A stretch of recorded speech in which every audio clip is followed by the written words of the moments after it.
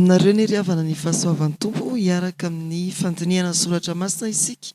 Ataovy eo ambany maso ny salamo 8:100 ka ny andininy 5:100 hatramin'ny 2:100.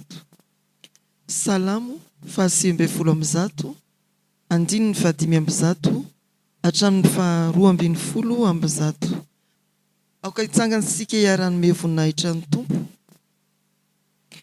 Fanilon'ny tongotro sy fanazavana ny lalako ny teninao. Efa nianina aho fa hitandrina fitsipika ao marina ka nefaiko izany. Ampahoriana indrindra aho Jehovah, velomy aho araka ny teninao. Jehovah, aoka ne mba hankasitraka ny fanaty-tsitrapo alokon'ny vavako ary ampianaro ahy ny fitsipika ao. Antenda ihany ny haiko mandrakariva kanefa tsy manadino lalànao aho. Ny ratsy fanahy mamela-pandrika haningotra kanefa tsy manimiala amin'ny didinao aho. Efa noraisiko lovako mandrakizay ny teny vavolombelonao satria fifalian'ny foko izany. Apetrako ny foko ankatony didinao mandrakizay. Amen. Hivavaka isika. Indreto izahay tompo, misaotra sy mankasitraka anao ary mideranao satria tsy hita ny vavanay ho tononona ny fahasoavana nay na amin'ny andro na amin'ny alina, ary hita ny masonay ny fahatsaranao. Fa manoloana ny fahatsaranao sy ny fahasoavana be dia be izay atosako amin'ny fiainanay kosa nefa dia manitry teny izahay. Na nia sy mandrakariva ka nanala baraka ny anaranao. Tsy nanome voninahitra anao tamin'ny teny izay nolazaina, tsy nanome voninahitra anao na nanala baraka anao tamin'izay natao. Enganehnao amelana indray. Amin'ny alalan'ny fanahy masina dia vangio ny fonay hitoeran'ny fiadananao. Amin'ny alalan'ny fanahy masina koa dia hiasao no manontolonay mba hatakarana ny sitraponao amin'ny soratra masina izay iarahanay mandinika an'io. Mitenena fa miainanao mandrakariva ny fiangonana. Amin'ny anaran'i Jesosy. Amen. Deutéronomie 1:30 andininy 1 hatramin'ny 9. Deutéronomie 1:30 manomboka amin'ny andininy 1. Anaraka ny vakan'ny soratra masina amin'ny anaran'ny tompo ianareo. Ary Mosesy nandeha dia nilaza izao teny izao tamin'ny Israely rehetra ka nanontany taminy hoe: efa 200 taona androany aho ka tsy afa-mivoaka sy miditra intsony. Ary Jehovah efa nilaza tamiko hoe: tsy hita io Jordany io ianao. Jehovah Andriamanitra no hita eo alohanao, ary izy no andringana ireo firenen'ireo tsy ho eo alohanao. Ka hahazo ny taniny ianao, ary Josoa no hita eo alohanao arak'izay efa nolazain'i Jehovah. Ary Jehovah hanao amin'ireo tahaka ny nataony tamin'ny Siona sy Oga mpanjakan'ny Amorita izay naringany, sy tahaka ny nataony tamin'ny taniny.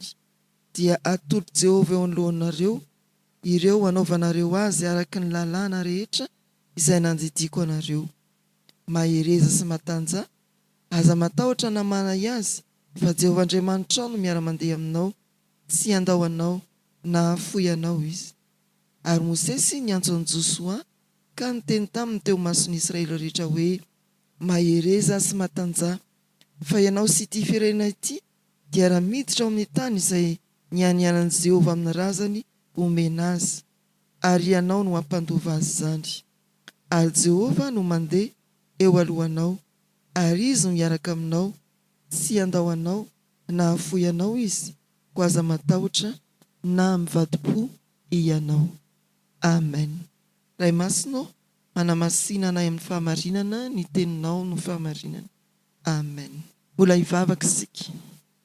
Tompo, tsy lovy tokoa ny dianay hamakivaky izao soratra masina izao. Ataovy manana maso, mahay mandinika izahay, sofina miaino koa, dia ataovy mahay mandatsaka am-po mba tsy ho faty-antoka ao anay foana ny fotoana toy izao. Ny fanahy masina ny ahatanteraka ny sitraponao eo amin'ny fiangonanao. Amin'ny anaran'i Jesosy. Amen. petraka sika ry havana. Alana tsiny fa mety tsy ampiangamba izany taratasy nataoko izany. Iza zao no tsy nahazo? Nahazo daholo e. Eny ary. Andao ary sika ao amin'ny Deutéronomie arak'izay nivakiana teo a, ny 1:30 hatramin'ny 9.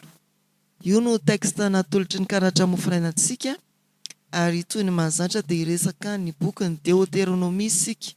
Hitanareo amin'ny taratasy fa somary novelabelarina ny fitarian'ny teny momba ny boky ary iny amin'ny ilany ankavanana farany indrindriny ny tena anadiadintsika ny anjara mofinainantsika. Ny tanjona dia ny hoe ahoana no azontsika tena mandray ny soratra masina amin'ny ankapobeny miampita amin'ity anjara mofinaina ity. Miarabantsika aloha nahatratra soa ny volana Aogositra. Misy hanapaka volo ve zany tamin'ny andro ny taolontaolo dia tapahana aloha ny volo rehefa voalohan'ny volana Aogositra. Mifampahery ny mpino, izay indray ny lohahevitra. Hianatra mahazava-dehibe ny atao hoe fampaherezana amin'ny fitarian'Andriamanitra isika sy ny fandimbiasana andraikitra atao amin'ity anjara mofinainantsika ity. Efa tsy zoviana amintsika angamba ry havana io anjara mofinaina io fa tena efa fandraitsika kristianina raha mifampahery isika. Dia ary ny momba ny boky ny Deutéronomie. Omena 10 minitra vetivety sika ilaza izay azontsika lazaina momba n'izany boky izany. Ao anatin'ny Pentateuque izany hoe ny boky 10 voalohany ao amin'ny Baiboly, inona koa ny anorana ny boky ny Pentateuque? Inona koa ny antsoina azy? Boky raha Deutéronomie dia hoe famerenanteny, fa inona koa ny antsoina ny boky 10 voalohany? Boky ny lalàna. Mandroso ihany sika.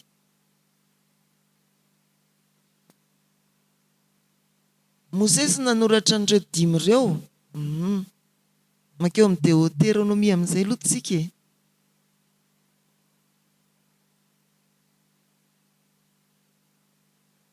Toko firy misy milaza 36, misy milaza 34.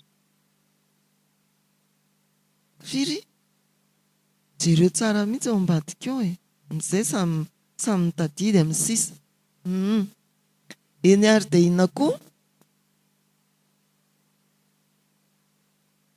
Misy famerenana ny dity 10 izay nomena tamin'ny boky ny Exodosy. Famerenanteny. Izay moa famerenanteny.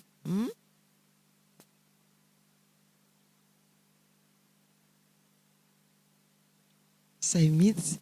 Fampaherezana ary fampatsiarovana ny lalàna mialoha ny hidirana ny tany Kanana.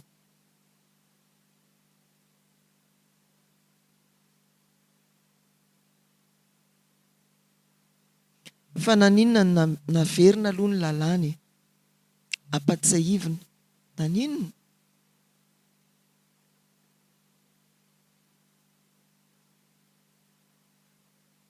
Misy?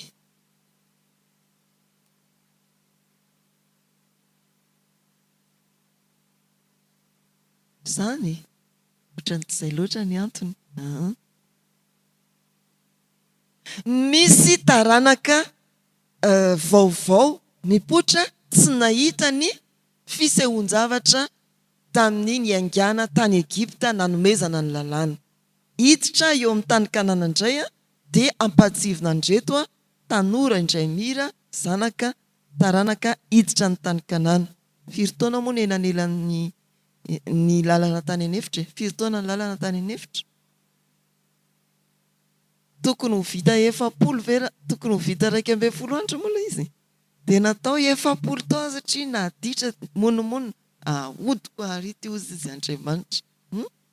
Dia eritrereto hoe raha tany amin'ny 70 taona lasa ao nareo zokonjokony tadidy ve ny zavatra nitranga tany? Misy koa efa nodimanitra. Ny ray aman-dreny nanatrika an'izany mety efa nodimanitra. Ny miaramira amin'izao ray aman-dreny amin'izao zany. Dia misy ireo tanora tsy nahafantatra mihitsy ka dia nila nampatsiahivina izany lalàna izany. Androso ihany sika. 2 minitra sisa izay mbola hiteny.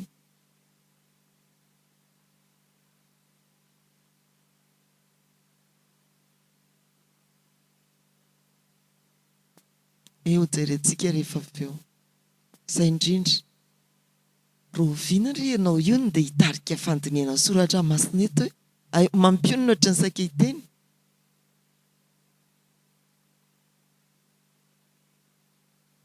Eto amin'ny anjara mofinainantsika indrindra izay. Eny ary mandroso sika eo ambany masika ny taridalana. Fitarehan-teny momba ny boky Deutéronomie toy ny mahazatra dia resahantsika izy ny nanoratra oviana taiza manahoana ny tantara fintin'ny zava-nitranga tamin'izany fotoan'izany. Inona ny foto-kevitra ao anatin'ny boky dia ny drafitry ny boky. Nampiavaka ny androany dia notsiponina ireo andinin-tsoratra masina mifono hevi-dehibe ato amin'ny bokyny Deutéronomie sy izay mety azotsika miara-mandinika an'izany sy mampiatra an'izany eo amin'ny fiainantsika sy ny asantsika. Mosesy nanoratra hoy ny namantsika teo fa ny fitantarana momba ny fahafatesan'i Mosesy dia tsy izy mihitsy ny nanoratra an'izany. Sa ahoana? Hoe tena efa zava-mahagaga ambony ny zava-mahagaga tokoa olona efa maty no hanoratra ny tantara momba azy sy momba ny fahafatesany. Ny toko 7:3 zany dia heverina fa i Josoa no nanoratra azy io. Mosesy no nanoratra manodidina ny 400 taona talohan'ny Jesoa Kristy no heverina fa nanoratany an'izany. Raha mijery ny Deutéronomie toko 1 sika indrindra ny 15 fa eo amin'ny 15 hatramin'ny 15 dia voalaza fa tany amin'ilay mako Moaba atsinanan'ny Jordana, mialohan'ny ampitanan'ny Jordana indrindra zany no nanoratany an'ity boky ity. Inona ny zava-nitranga? Voalaza namantsika teo fa eo ampidirana amin'ny tany Kanana, ilay tany nampanantenan'Andriamanitra ny zanak'Israely. Efa antitra i Mosesy ary mampita raharaha, mamindra raharaha amin'ny Josoa izay andimby azy araka ny tenin'Andriamanitra izy. Nisy natezitra an'Andriamanitra tamin'ny Mosesy moa dia hoy Andriamanitra hoe tsy hiditra any ianao, tsy hitarika ny zanak'Israely any ianao fa hatreto ihany. Dia Josoa no andimby anao. Dia mampita an'izany izy tsy tezitra, tsy miady. Raha amin'izao zany dia tsy miady amin'ny rafitra. Rehefa hoe ozy ny rafitra hoe hatreo ianao dia hatreo ianao fa tsy aviry vahoaka toana hitany. Zany ilay tsy miady amin'ny rafitra. Dia Mosesy zany tsy niady tamin'Andriamanitra hoe iny ary. I Josoa no mandimby hitsofoka rano izy. Tena nitsofony rano nataony mazava ny famindrandra raha. Zany tena biblika ao antsika tompon'andraikitra na ara-panjakana indrindra ny ara-piangonana. Raiso ny andraikitra ao amindra ny raharaha amin'izay mandimby anao fa tsy hoe avelao fa dia lasa dia tondraka ny rano. Dia izay ny zavatra nisy. Ny foto-kevitra araka ny voalaza teo dia mbola famerenana sady fanavaozan'Andriamanitra ny fanekena. Ao zany miverimberina ny hoe mianoro Israely. Shema Israel hoy ny teny Hebreo. Mianoro Israely. Fitariana mazava avy amin'Andriamanitra amin'ny lalana izorana makany amin'ny tany Kanana. Ny fitaomana ny olona ity sy hanompo an'Andriamanitra amin'ny fo manontolo. Hitantsika efa rentsika lazainy namantsika teo. Raha ny fizaran'ny boky ankapobeny ny voalohany toko 1 ka hatramin'ny 4 dia tamberina ny zava-nitranga tamin'ny lasa. Ny didy sy ny lalàna antsipiriany ao amin'ny toko 5 hatramin'ny toko 9. Ao no manomboka ao no misy an'ilay hoe Jehovah Andriamanitsika dia Jehovah iray ihany. Tiavan'i Jehovah Andriamanitra ao amin'io fizarana io. Ny fitsofandrano eo amin'ny 7. hatramin'ny 30 ary ny famindrandrara sy ny fahatesan'ny Mosesy eo amin'ny 1:30 hatramin'ny 4:30. Zay ny ankapoben'ny boky. Dia isika hijery ny reto zavatra vitsivitsy reto izay manamarika an'ity boky ity.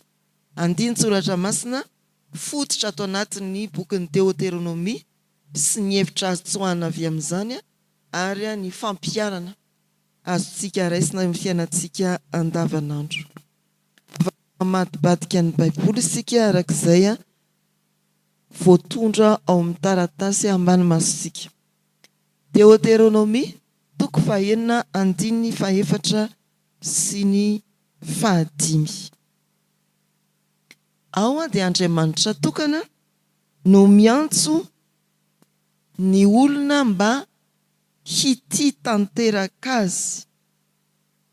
Ataovy ivo ny fiainanao Andriamanitra, aza afangaro amin'ny andriamanin-kafa izy, tsy avo amin'ny fonao manontolo izy. Azafady hoe mba avakio zany andinin-tsoratra masina izany.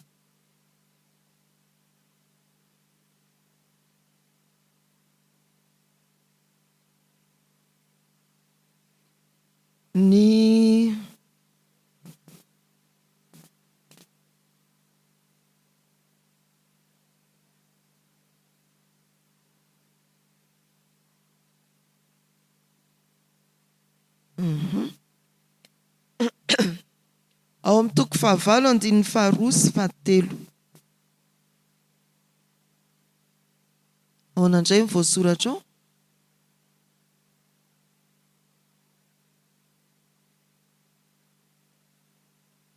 Izany amaky.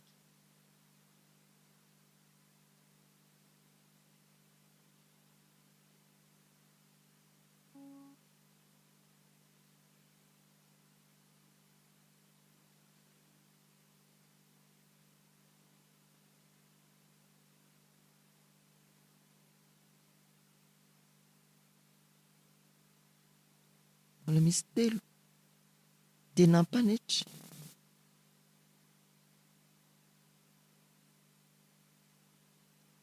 Nampanetry.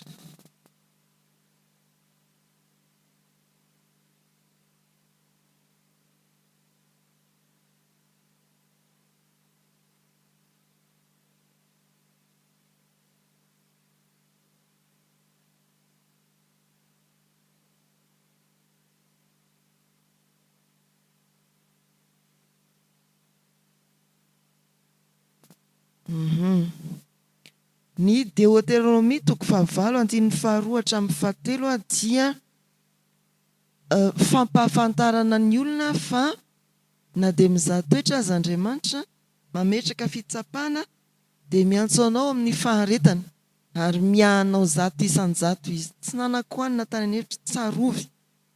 Ho antsika mpamaky teny dia mario tsara foana ny tsindrim-peo. Lalana izy ao fa tsy lalàna. Ny tsindrim-peo dia ao voalohany. Iny foana koa ny lazaina antsika mpamaky teny hoe ny teny hoe tahiny. Ny tsindrim-peo dia eo amin'ny a voalohany fa tsy hoe tahiny fa hoe raha tahiny. Raha toaka ny dikan'izany ny tian'ny teny malagasy ho lazaina amin'io raha tahiny io. Raha toaka. Fa ny hoe raha tahiny dia hoe raha tahin'Andriamanitra. Raha toaka ny anankiray.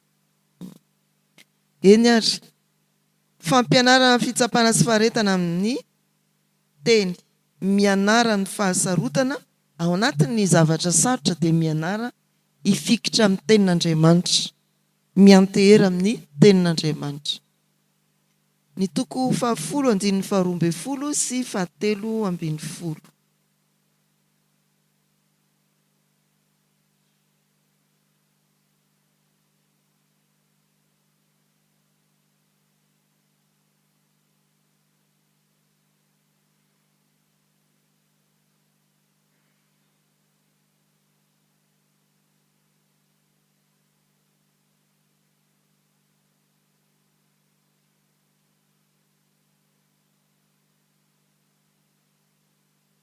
Tsy mitaky fitiavana fotsiny Andriamanitra tahaka n'ilay 4-5 fa mitady indrindra ny fiainam-pahamasinana izy. Mitady indrindra ny fiainam-pahamasinana izy. Ianao masina ho an'ny tompo ho tadiaviny. Arao ny didy sy ny lalàna. Deutéronomie 30, 19, 20. Io ilay haintsika tsenjiry.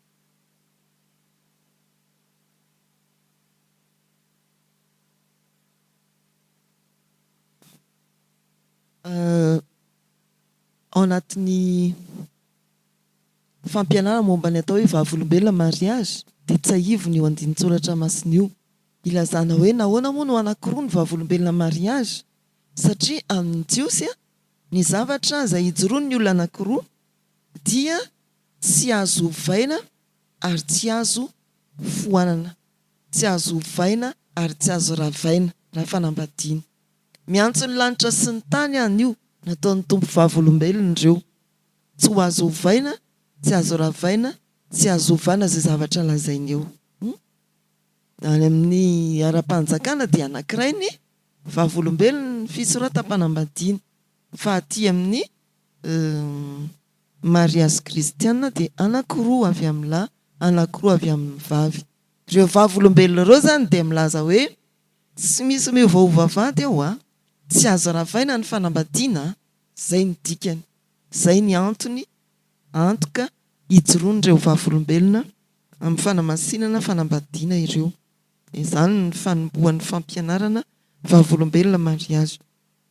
Fa anaty fonosana iny ny tompo zany dia mametraka safidy malalaka eo anoloan'ny zanak'Israely, eo anoloan'ny vahoakany.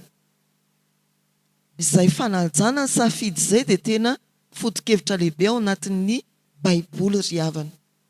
Najain'ny tompo ny safidy ny vehivavy sy ny lehilahy voalohany hihinana amin'ny hazo fahalalana ny tsara sy ny ratsy izay efa nandrarana. Efa nandrary izy, saingy ataovy arika, nareo zany te hanao an'izaiko. Misy bokany izy rehefa avy eo. Ny tompo eto dia manao mihitsy hoe raha mifidy ny fiainana ianareo dia ho velona. Aiza moa nisy hoe hifidy fahafatesana dia ho velona. Mifidiana ny fiainana dia ho velona ianao. Ny safidy rehetra dia misy inona avokoa? Misy fiantraikany avokoa amin'ny fiainan'ilay nanao safidy. Raha hisafidy andeha tongotra ianao dia misy fiantraikany izany amin'ny fiainanao. Hisafidy andeha fiara ianao rehefa avy eo dia misy fiantraikany izany amin'ny fiainanao. Manomboka ny zavatra bitika indrindra ka hatramin'ny lehibe indrindra. Ity dia safidy lehibe no hanasana ny zanak'Israely raha miteny ny tompo manao hoe nataoko eo alohanareo ny fiainana sy ny fahafatesana, hifidiana ny fiainana mba ho velona ianao sy ny tanànakao. Mila mandray fanapahan-kevitra araka ny sitrapon'Andriamanitra isika.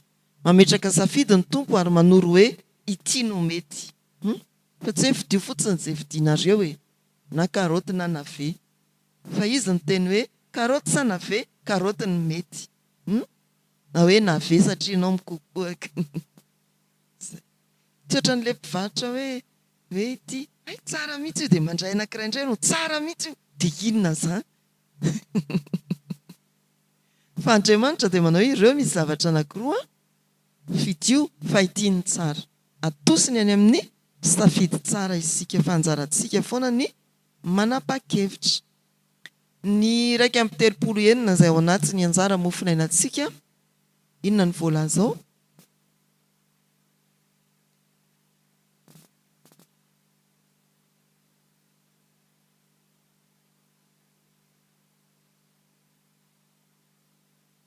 Mahereza sy matanjaka, aza matahotra na manay azy, fa izay Andriamanitra ao no miara-mandeha aminao, tsy andao anao na hafoy anao izy. Isy olona izay tamin'ny fotoanandro dia ezaka ny vao maraina izy dia mitaraina momba ny fiaina tokantranony foana. Amin'ity finday ity izao indray rery pastera, tsy zakako intsony rery pastera. Tamindray andro izy dia niteny manao hoe tena tsy nodintsony ilay vadiko pastera, dia inona meko azy, inona moa mahereza sy matanjaka. Tsy andao anao na afoy anao izy, tsy hoe ilay vadiny tsy andao efa lazany moa ilay olonako. Za tsy teny hoe rangaza vehivavy ilay izy fa vady tao atokantrano, mety ho vehivavy ilay tavela, mety ho lehilahy. Fa ny zavatra tokony sapantsika dia hoe Andriamanitra tsy mandao. Afaka mandao noho ny fahafatesana, noho ny safidy ratsy tahaka izany ny olona, fa Andriamanitra tsy mandao. Dia mandroso ary sika tena hoe misy ity moa izany ny famindrandrarany votoatin'ity anjara mofinainantsika ity dia mety hoe amin'ny fiovampiainana vaovao, amin'ny fivoanan-draikitra koa. Dia na mety miova aza ny olona, Andriamanitra tsy miova. Eo amin'ny vahoakan'Andriamanitra indrindra mety hisalasala ny olona hoe Josoa indray izany no mitondra, fa manome toky ny soratra masina hoe tsy mandao na mahafoy Andriamanitra. Eo amin'ny toko 5:1-9 io ilay nambarana namantsika tao hoe mamerina ny didy folo Andriamanitra, mialohan'ilay hoe alohan'ilay hoe Jehovah Andriamantsika Jehovah iray ihany. Mamerina ny didy folo, fototry ny fifandraisana amin'Andriamanitra sy ny fahatsarany ny fiarahamonina amin'ny hafa Andriamanitra. Androso ho any Kanana ny zanak'Israely amarinina aloha fifandraisana amin'Andriamanitra, ary atao mitombina tsara koa ny fifandraisana amin'ny hafa. Dia izay namerenana ny didy folo. Izay fantatsika fa rehefa nampianarana ny didy folo isika, ny didy efatra voalohany dia milaza ny fifandraisana amin'Andriamanitra. Mahatsiarova ny andro sabaty aza manan'Andriamanikafy, aza manao sary zavatra voasikotra inona ny didy voalohany?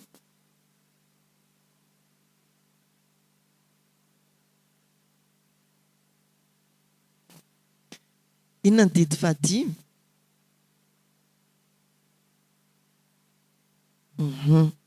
Ny didy 5 ka hatrany amin'ny didy 10 dia mitandro ny fiarahantsika monina, ny olona samy olona.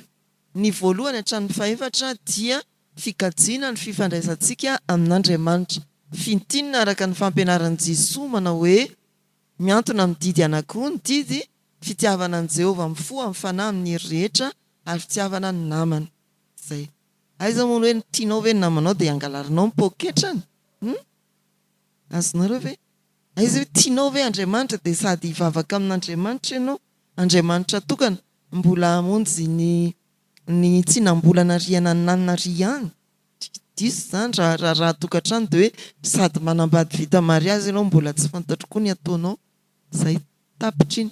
Fa izay ilay didy folo. Fifandraisana amin'Andriamanitra sy fifandraisana amin'olona dia ilay sary ny azo fijaliana iainantsika isan'andro io. Tsy mahafoana ny fiainantsika ny didy folo mihitsy ny azo fijaliana, fa manamafy. Ataovy tsara ny fifandraisanao amin'Andriamanitra amin'ny alalan'ireo fandaminana fiarahamonina amin'Andriamanitra.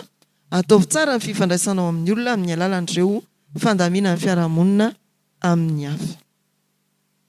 Dia isika andinika vetivety an'izay tarikevitra ao amin'ny bokin'ny Deutéronomie izay. Inona amin'ireo andinin'ireo ary ny tena everinao fa manakolazaina aminao amin'izao fotoana izao?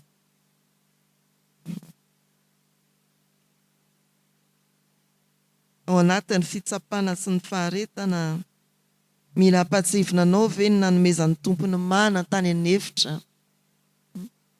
Anatin'izany ve izao ny naty frankisosiny ny situationnao? Any amin'ilay mila mana mihitsy izao. Dia tsarovina efa amin'ny famaranana ery any 7 hoe tsy ny mofo ihany ho iveloman'ny olona fa ny alaoka. Aloha jerena aloha ilay fanoratra an'ilay teny malagasy, alohaka sa alaoka? alohaky ny vavan'Andriamanitra, miloatra avy ao am-po alohaky ny vavan'Andriamanitra. Dia azontsika jerena zany tsy hoe eto sika no anao anio fa mieritrereta hoe rehefa ampafantarina momba ny soratra masina anankiray ianao dia eritrereto foana hoe inona amin'izany ary no miteny amin'ny fiainako ankehitriny. Inona amin'ity soratra masina manoloana ity no miteny amin'ny fiainako ankehitriny ary nahoana.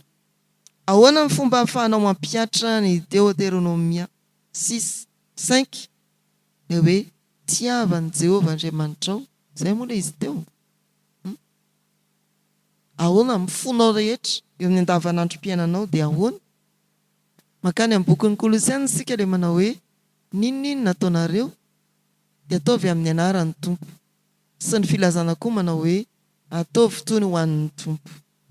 Fa ny ho-pitiavana ny Tompo ny zavatra rehetra atao dia atoloro ho an'ny Tompo. Raha menao dia ho an'ny Tompo. Raha mitomany ianao dia ho an'ny Tompo. Dia izy hoe angalatra vao ho an'ny Tompo. Za zany anao kolikola ny ampiasana dia anaovako rakitra be dia be iny any am-piangonana. Angalatra ho an'ny Tompo. Zay ny fiainana ny ty andiny ny fahadimy. Inona ny safidy sarotra tokony ho raisinao? Ohatra hoe androany na efa nitakiana taminao tato ato anatin'ny 3 volana sy ny sisa safidy sarotra. Ohatra omeny ny mpampiasa tolotra vaovao ve ianao, andraikitra vaovao, isafidy hoe eo asa hiala, ohatra ny sarotra be le eo, ohatra ny tena toerana saropady io, maty eo amorona ny olona dosy eo, hoe ho avy safidy sarotra ve? Misy safidy sarotra ve eo amin'ny fiainanao? Amin'ny lafiny fiainana andavanandro, fa indrindra eo amin'ny lafiny ara-panahy. Eo amin'ny fotoana en train de misafidy ve ianao zao? Hoe tsy anao an'io tsony tsy foka sigara tsony, tsy sotro toka tsony. Sarotra zany safidy zany amin'ny olona hafa. Tena hisaraka amin'iny fa tena tsy araka ny sitrapon'Andriamanitra. Sarotra koa zany amin'ny tanora. Fa tody safidy sarotra ve ianao? Inona no ataonao? Fantaro ny sitrapon'Andriamanitra manosika anao hisafidy ny fiainana. Mila mahafantatra ny sitrapon'Andriamanitra mihitsy rehefa manoloana ny safidy, fa manosika anao misafidy tsara Andriamanitra. Fampiarana ataovy any an-trano ary ampiaro amin'ny fiainantsika andavanandro. Donio hoe aiza amin'ny fiainanao no mitaky fampaherezana sy fanavaozana amin'ny fitiavana an'Andriamanitra. Tena ampahereza ao amin'ity zavatra anankiray ity. Mifidiana andininy iray soraty amin'ny taratasy dia ataovy talaky masonao eo andoha fandriana ve, ery ambaravarana ve, sa eo amin'ny ina moa filazanareo, eo amin'ny écran ve, atao fond d'écran androany ve? Isaky ny anokatra telefona ianao dia inona hitanao androany? Mba mifidiana hoe andinin-tsoratra masina anankiray. Mahafinaritra hoe sarin'ny vadinao ny ataonao eo, mivady aman-janakao, fa andeha hoe mba hanandrana, mba andinin-tsoratra masina anankiray hivelomanao amin'ity andro androany ity no ataovy eo an'io ovay ny écranao. Fond d'écranao mba ovay. Fa tsy eo foana dia hivady aman-janaka eo efa hitanao isan'andro, tsy adinonao ny sarovan-tavana. Miraikitra amin'ireo fitiavanao marina zany, tsy fahotana fa tena irina mihitsy mba ho zany avokoa. Fa ndao hoe mba iraikitra ao am-potsika ny tenin'ny Tompo, ataovy eo. Ataovy eo amin'ny muranao any amin'ny fampelezana any. Io ilay tenin'Andriamanitra anankiray. Efa betsaka isika manao an'izany, fa mitadiava fomba azahoanao mandray tenin'Andriamanitra, mitadidy ary miaina tenin'Andriamanitra. Zay no raisinao tamin'ity anio ity. Dia tsy hoe tadidiana fotsiny fa zarao amin'ny olona. Zarao amin'ny olona izay teny izay.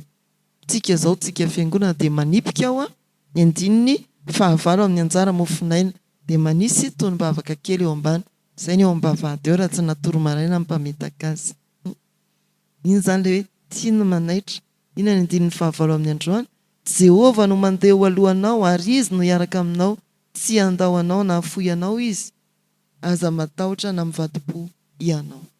Efa mamaky nareo dia izay ny voalaza ao androany.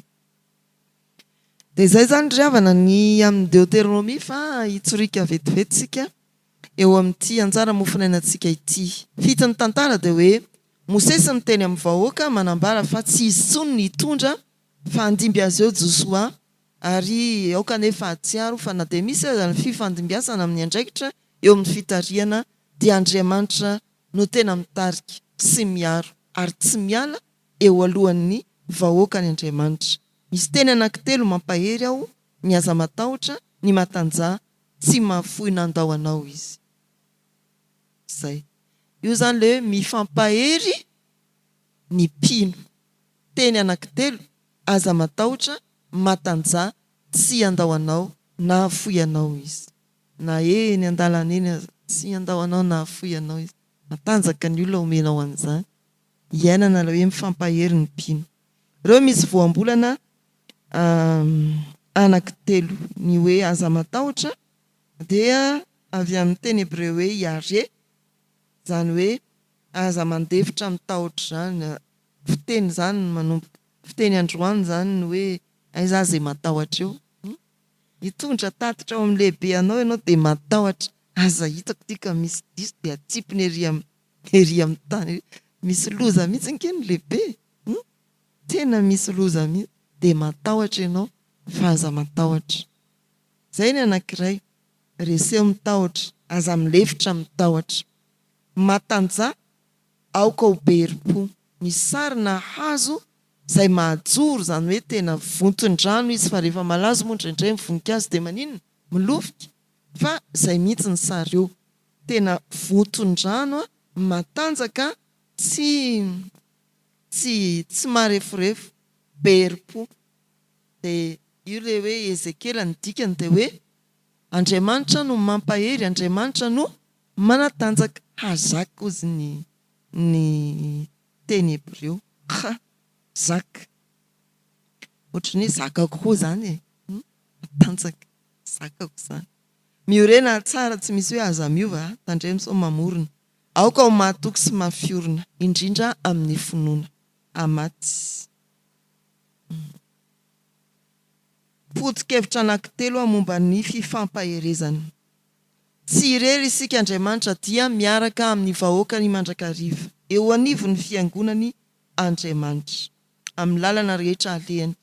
Ny iran'ny fantenana tamin'ity anio tia dia milaza ny fitiavan'Andriamanitra, ny fitsinjovany amin'ny lalana nanomboka tany amin'ny 10 maizina izahay kely fantatray, 7 ry Jesosy tario zahay aty am-pandianana, ary amaranantsika azy ao no hoe 2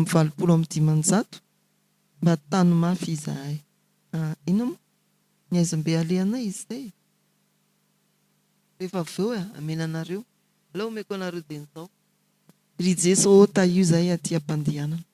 Tsy irery sika raha mandeha mamakivaky zavatra mety mampanahy, tonga dia inona miandry ny zanak'Israely eo?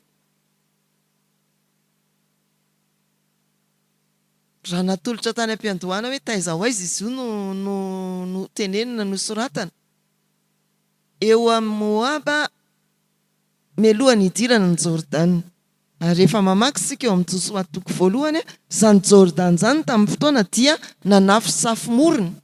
Zany hoe tena raha mijery ny kiopa fahavalo sika dia mihoatra noho izany, mbola tsy tonga aty amin'ny kiopa raha tsy indraindray ihany. Dia izay hoe tena zavatra mampatahotra. Vao hiainga ianao misolo mpitarika Josoa dia efa zavatra sarotra ny hiarahana andeha.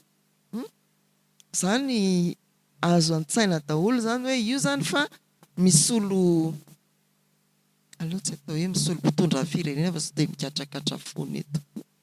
Ohatra hoe misolo mpitondra fiangonana, fiangonana anankiray, vao hiainga tonga dia tsinjo fa sarotra ny miandry. Fa ny tompo dia mampahery. Ary Mosesy ilay nosoloana dia nampahery ny Josoa manao hoe miaraka aminareo Andriamanitra e. Hery lehibe zany. Fa tsy Mosesy indray no mandraondraona sy mampatahotahotra eo, fa izy tena mampahery ny nandimby azy. Ny fitohizan'ny fitariana, fifandimbiasana, mitondra fanantenana sy fitoniana. noraisina ny asan'ny Mosesy ary tohizan'ny Josoa ao anatin'ny firindrana tanteraka. Ny faharetana amin'ny finoana fampanantenana tsy andaozana no mitondra hery sy fanantenana. Tena hoe tsy mandao io Andriamanitra io fa maharety. Ndao sika mandrosona eo azy Jordana efa manafo safimorona. Ity ary ny fampanjinian-tena misy anankitelo reto. Inona ny fampahereza lehibe azonao tamin'ity andininy ity? Tamin'reto andininy reto. Ny andininy fahaenina ve sa ny fahavalo ve sa izy manontolo? Inona no andraikitra mety ifandimbiasana eo amin'ny fiainana misy ianao? Mety any amin'ny toeram-piasanao, mety eo amin'ny ankonanao.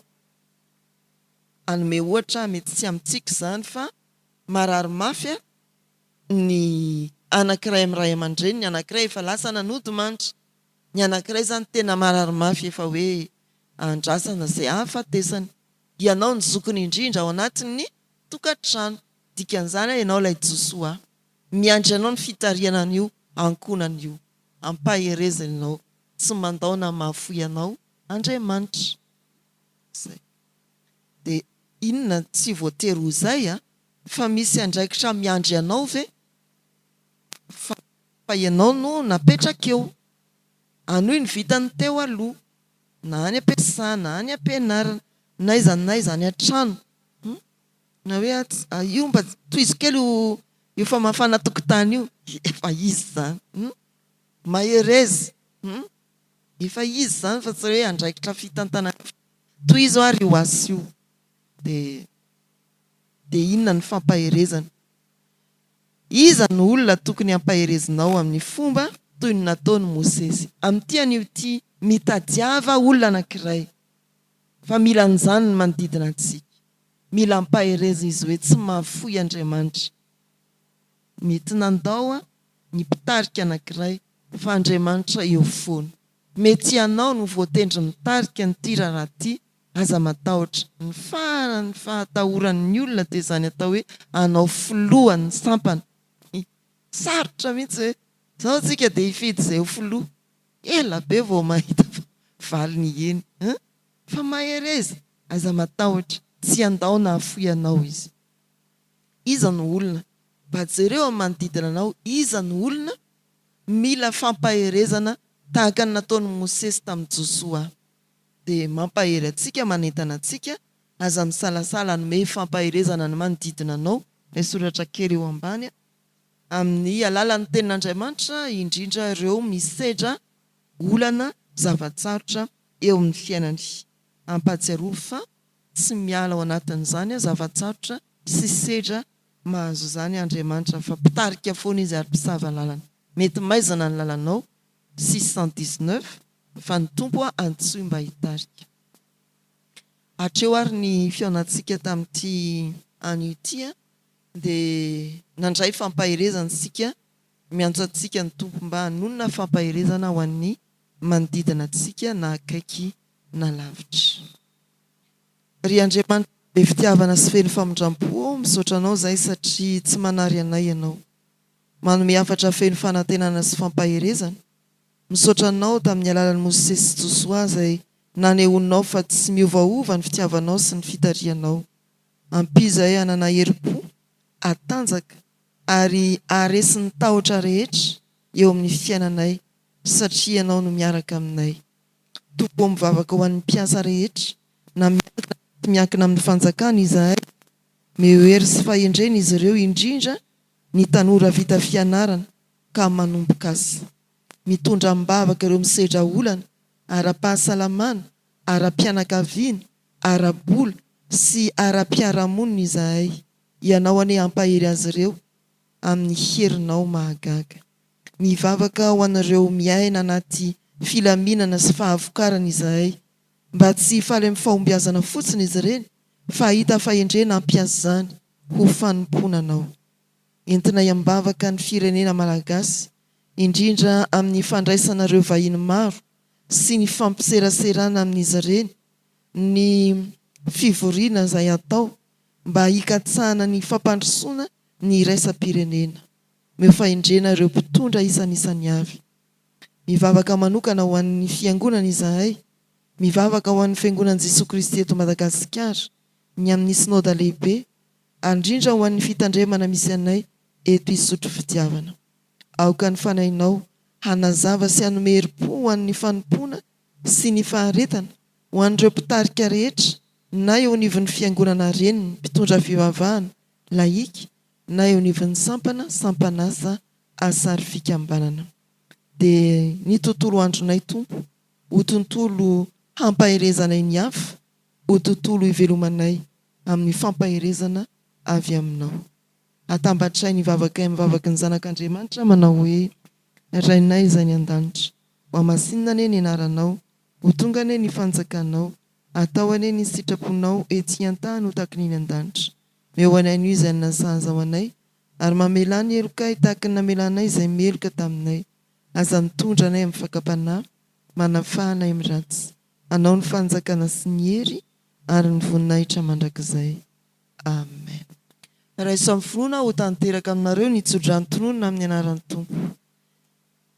Jehova no mandeha ao alohanao, izy no hiaraka aminao, tsy andahoanao na hafoy anao izy, aza matahotra na mivadi-po ianao. Amen. Petraka ianao.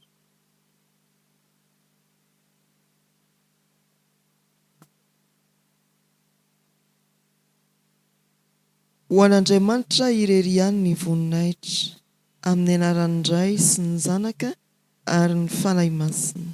Amen.